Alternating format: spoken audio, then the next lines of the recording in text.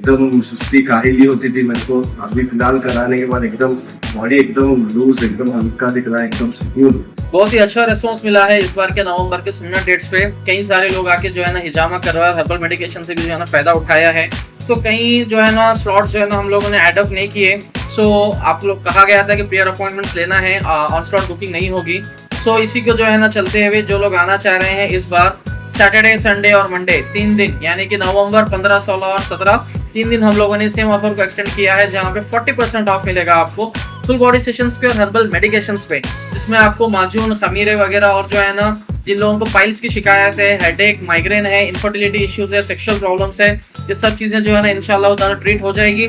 सो देर ना करें, second branch जहाँ पे आजादपुर रोड पे हमारा जो ब्रांच है opposite to the blood bank, तो वहाँ पे आप लोग आ सकते हैं। प्रियर अपॉइंटमेंट्स ले ले, नीचे दिए गए नंबर पे कॉल करें और अपने स्लॉट्स को बुक करें। तो हमारे जो है ना भाई कई दिनों से हिजामा करवा रहे हैं, आज हमारे पास भी करवाए हैं।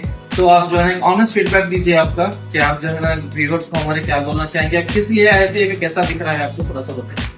एकदम सुस्ती काहिली होती थी मेरे को। अभी फिलहाल कराने के बाद एकदम बॉडी एकदम लूज, एकदम हल्का दिख रहा है, एकदम सुकून।